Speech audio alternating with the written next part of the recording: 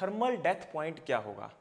Thermal death point एक वो critical range है टेम्परेचर की जिसके ऊपर कोई भी वेजिटेशन या कोई भी प्लांट आपका मर जाता है। यानी कि किसी भी प्लांट की कोई मैक्सिमम टेम्परेचर रेंज होती है, उसके ऊपर वो प्लांट आपका सर्वाइव नहीं कर पाता, उसे हम बोलते हैं थर्मल डेथ पॉइंट। और एक बात याद रखना कि हमारे जो फील्ड क्रॉप प्लांट है, यानी कि जो हम खेतों में हमारी फसलों को लगाते हैं, ये फसलें 50 डिग्री के ऊपर कोई भी क्रॉप सर्वाइव नहीं कर पाएगी। लेकिन यहाँ पर अलग अलग प्लांट जो कि जैसे कि सैड लविंग प्लांट होते हैं, जो ऐसे पौधे जो हम घरों के अंदर लगाते हैं, ये पौधे तो कम टेम्परेचर पर भी मर सकते हैं अगर टेम्परेचर थोड़ा सा भी बढ़ना स्टार्ट हो जाए। और टेम्परेचर बढ़ने के साथ साथ प्लांट में अब और क्या क्या समस्याएं देखने को मिलेगी। देखो, आपको पता है कि वहाँ पर ट्रांसपिरेशन रेट बढ़ेगा, ट्रांसपिरेशन रेट बढ़ेगा तो प्लांट की वाटर डिमांड बढ़ेगी। अब ड्रोट यानी कि सूखे की कंडीशन में और ज़्यादा समस्या आ जाएगी, पानी की डिमांड बढ़ जाएगी।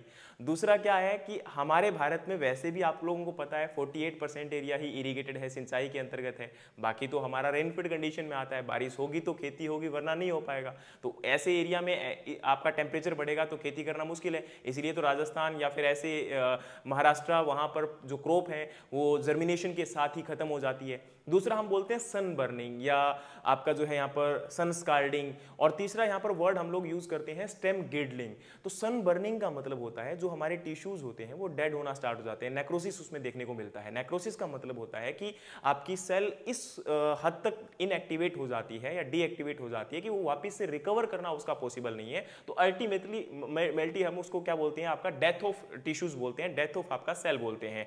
लेकिन एक बात अब समझना पड़ेगा कि सन बर्निंग, सन स्काल्डिंग, ये ज्यादातर जहां पर टेम्परेचर बहुत ज्यादा बढ़ता है, सन स्कॉर्चिंग है ना, तो जैसे आपका एक नाखून मारने के बाद शरीर पे किस प्रकार के निशान हो जाते हैं, उसी प्रकार से आपके लीफ के ऊपर, स्टेम के ऊपर निशान देखने को मिलते हैं। किसके अंदर? सन स्कॉर्चिंग के अंदर।